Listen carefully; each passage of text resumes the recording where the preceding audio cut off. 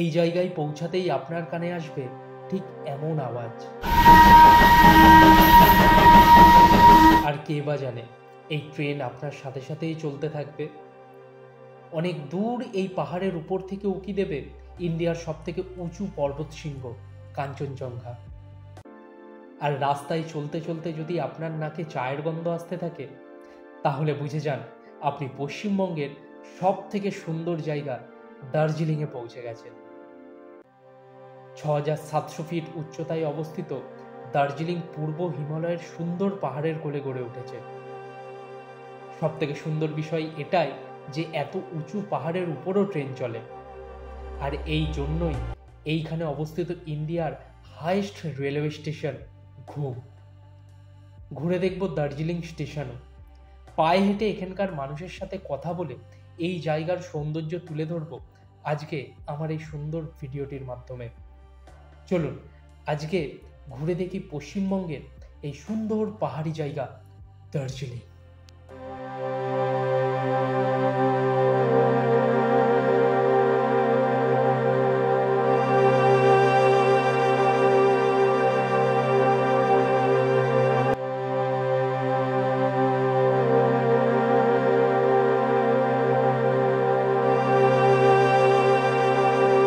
Good morning বন্ধুরা, স্বাগত জানাচ্ছি দার্জিলিং থেকে তোমাদের আরও একটা নতুন ভিডিওতে।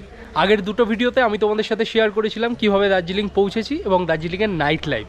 এই ভিডিওতে আমি তোমাদের সাথে শেয়ার করব পায়ে হেঁটে কিভাবে আমি দার্জিলিংকে এক্সপ্লোর করি। দার্জিলিং এমন একটা সুন্দর জায়গা, এই দার্জিলিংকে যদি তুমি পায়ে হেঁটে এক্সপ্লোর করতে পারো না, তাহলে তুমি দার্জিলিংকে খুব কাছ থেকে অনুভব করতে পারবে। এইখান থেকে বাসে করে কিংবা শেয়ার গাড়ি করে আমি প্রথমে পৌঁছবো বাতাসিয়া লুপ। কত কি ভাড়া নেয় সেটা ওখানে গিয়েই তোমাদের সাথে শেয়ার করব। আর বাতাসিয়া লুপের ওইখান থেকেই পায়ে হেঁটে দার্জিলিংটা ঘুরবো। দারুণ একটা এক্সাইটমেন্ট কাজ করছে মনের মধ্যে। খুব ভালো আজকে ভিডিওটা হবে। ভিডিওটা সম্পূর্ণ দেখো। চ্যানেলে প্রথম হয়ে থাকলে অবশ্যই কিন্তু চ্যানেলটাকে সাবস্ক্রাইব করে পাশে থাকা বেল আইকনটা প্রেস করে দিও পরবর্তী ভিডিওগুলোর নোটিফিকেশান পাওয়ার জন্য। তাহলে চলো আজকে তোমাদেরকে সাথে নিয়ে ঘুরে বেড়াই দার্জিলিংয়ের অলিগলি। Let's go.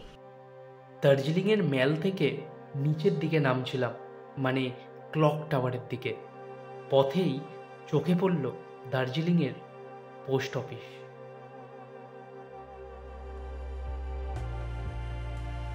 হোটেল থেকে বেশ অনেকটা হাঁটার পর পৌঁছে গেছি দার্জিলিংয়ের অন্যতম হেরিটেজ একটা জায়গা দার্জিলিং স্টেশনে। ছোটোবেলা থেকে কত দেখেছি দার্জিলিং স্টেশনের ভিডিও, আজকে সামনে থেকে তোমাদেরকে দেখাবো। দেখো দার্জিলিং স্টেশনটা কাছ থেকে অনুভব করো। দার্জিলিংয়ের সরাসরি কোনো স্টেশন নেই।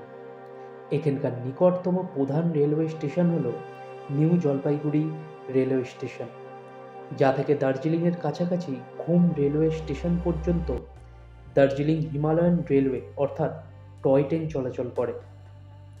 অনেকে দার্জিলিং স্টেশন বলতে দার্জিলিং শহরকে বোঝান, কিন্তু দার্জিলিংয়ে সরাসরি ট্রেন চলাচলের কোনো স্টেশন নেই। তবে স্টেশনটি একটা নস্টালজিক ব্যাপার। এই স্টেশনে আপনি যদি ঘুরতে যান, তাহলে পাহাড়ের সৌন্দর্যকে স্টেশনে বসেই অনুভব করতে পারবেন। দার্জিলিং স্টেশনটা দেখলে কত কাছ থেকে তোমাদেরকে দেখালাম। দার্জিলিং স্টেশনটা কিন্তু খুবই হেরিটেজ একটা জায়গা। ব্রিটিশ আমলে কিন্তু এই দার্জিলিং স্টেশন তৈরি। ঠিক দার্জিলিং স্টেশন আর স্টেশনের বাইরেই এইরকম সুন্দর দৃশ্য, কি দারুণ লাগছে। ওয়েদার ভালো থাকলে ওইদিকে কাঞ্চনজঙ্ঘা দেখা যেত। এই যে রাস্তাটা দেখতে পাচ্ছ, এটা কিন্তু শিলিগুড়ি থেকে আমরা যখন দার্জিলিং আসি তখনই কিন্তু ঘুম রেলওয়ে স্টেশন পার করে আমরা এইদিকে আসি। এখন বাইরে কিছু খাচ্ছি না, সকালবেলায় ব্রেকফাস্ট করে বেরিয়েছিলাম। আমাদের হোটেলেই ব্রেকফাস্ট দিয়েছিল ওই পুরি আর তোমার সবজি তরকারি। তা দারুণ একটা ব্রেকফাস্ট করে বেরিয়ে পড়েছিলাম তাড়াতাড়ি। আর দার্জিলিংয়ের পরিবেশ দেখো, কি দারুণ। ওপরটা পুরো মেঘে ঢেকে গেছে, কি অসাধারণ লাগছে। ওয়াও, পাহাড়ে এলে এই একটা, যদি রোদ তোমরা না পাও তাহলে আলাদা রকম অ্যাটমসফিয়ার, আবার যদি তোমরা প্রচুর মেঘলা পাও তাহলে আবার একরকম অ্যাটমসফিয়ার লাগবে। তার সাথে যদি ঝিরিঝিরি বৃষ্টি পড়ে, এর জন্যই মানুষ পাহাড়ে ঘুরতে আসে। দারুণ লাগছে উপরটা। ও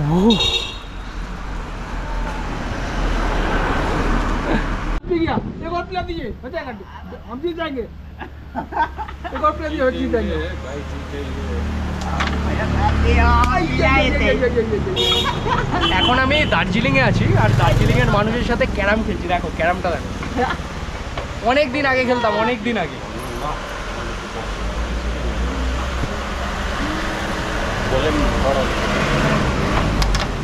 वो उसको खाने का चक्कर में था।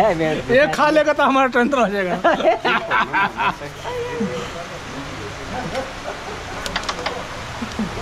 অনেক ছোট স্টাইগার, অনেক এখানে আমাদের ওখানে না বড় স্টাইগারে খেলা হয়, এখানে অনেক ছোট ছোট স্টাইগার, পুরো কুটির থেকে একটু বড়,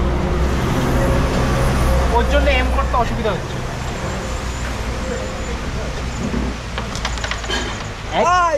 मत उसको टेंशन हो गया, पी जाएगा हमारा खत्म हो जाएगा। मरी मरी खेलिए नहीं हो रहा है। Thank you thank you.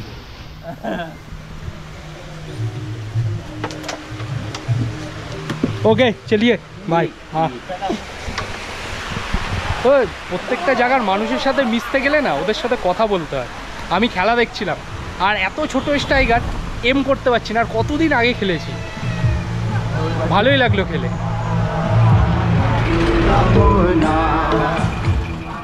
অবশেষে পৌঁছে গেলাম আমার ছোটবেলায় দেখা সেই নস্টালজিক স্টেশনে, ঘুম রেলওয়ে স্টেশন, ভারতের সর্বোচ্চ রেলওয়ে স্টেশন, যা পশ্চিমবঙ্গের দার্জিলিং জেলায় অবস্থিত। 2258 মিটার এবং 7407 ফুট উচ্চতায় অবস্থিত। এটি দার্জিলিং হিমালয়ান রেলওয়ের একটি সুন্দর অংশ। দারুণ লাগছিল এই ঘুম রেলওয়ে স্টেশন সামনে থেকে দেখে। এটি হচ্ছে ঘুম রেলওয়ে স্টেশনের রেলওয়ে ব্রিজ, ব্রিটিশ আমলের তৈরি এই ব্রিজ। এইখান থেকে জাস্ট আলাদা রকমই লাগছে ঘুম স্টেশন।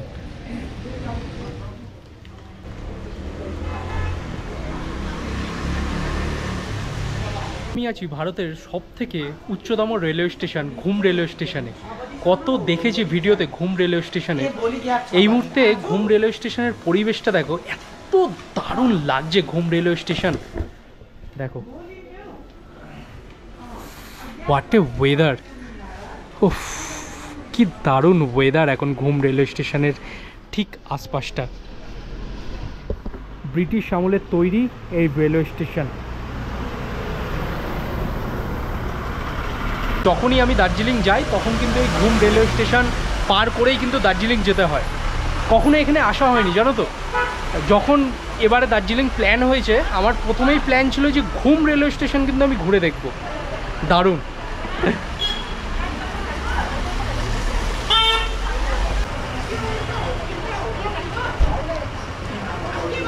এইদিকে হচ্ছে ঘুম রেলওয়ে স্টেশনের ব্রিজ, রেল ব্রিজ। আর চারিদিকে দেখো ফগে পুরো ঢেকে গেছে চারিদিক। ওহ মাই গড, ওয়াও দারুণ লাগছে। ওয়াও,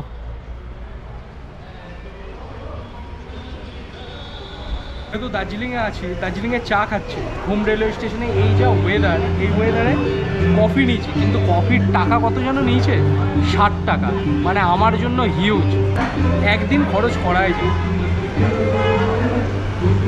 তবে ক্যাপুচিনো কফি মোটামুটি বেশ ভালো। তোমরা থাকলে এইখান দিয়ে তোমরা ঘুম স্টেশনে এলে এই সব কাউন্টার পাবে, এখান থেকে তোমরা কফি চা এগুলো কিনতে পারো, ভালো।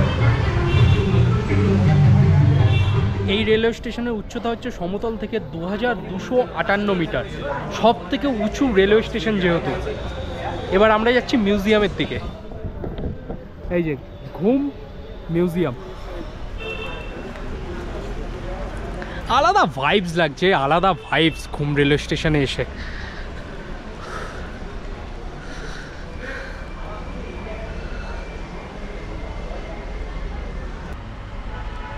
দার্জিলিংয়ের হিমালয়ান রেলওয়ে 1881 খ্রিস্টাব্দে তৈরি করা হয়েছিল।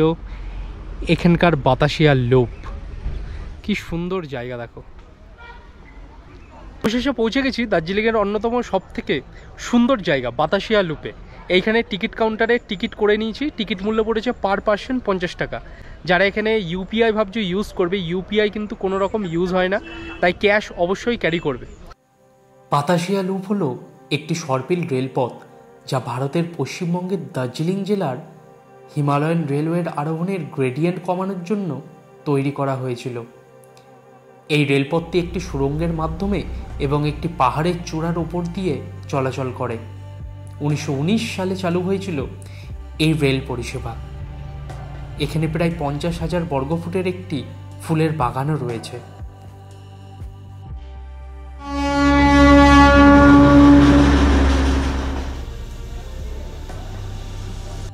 পৌঁছে গেলাম দার্জিলিংয়ের সব থেকে ওল্ড মনেস্ট্রিতে। আর এই দিকের ওয়েদারটা দেখো, এটা হচ্ছে দার্জিলিংয়ের সব থেকে পুরনো মনেস্ট্রির মধ্যে একটি। এটাই দেখার যে এখন ভেতরে এন্ট্রি করতে দেয় কিনা, কারণ প্রায় 12টা বেজে গেছে আর 12টার পরে এখানে বন্ধ করে দেয়। গেটও দেখছি বন্ধ, তবে এইটা কিন্তু সব থেকে পুরনো মনেস্ট্রি দার্জিলিংয়ের।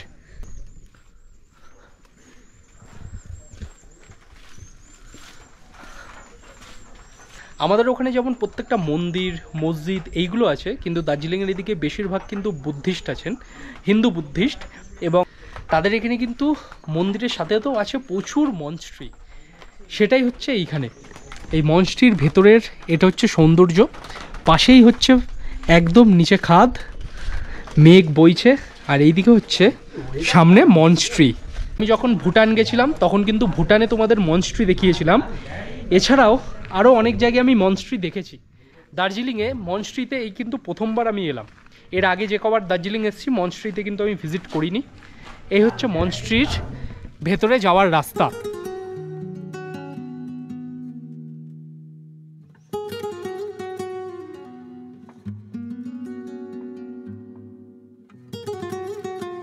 পেছনে পাহাড়, একদম চারিদিকে মেঘে ঢেকে রয়েছে, এবং এইদিকে হচ্ছে হস্টেল টাইপ আছে। মনেস্ট্রিতে যারা থাকেন তারা কিন্তু এই সব জায়গায় থাকেন। জাস্ট লাগছে দেখো ভিউটা, ও দারুণ, কি দারুণ। বললাম না তোমাদের দার্জিলিং অন্যরকম। বৃষ্টির দিনে একরকম, রোদের দিনে একরকম, আবার কিন্তু মেঘের দিনেও একরকম। দেখো পেছনে মেঘ, একদম কি দারুণ লাগছে। ওফ,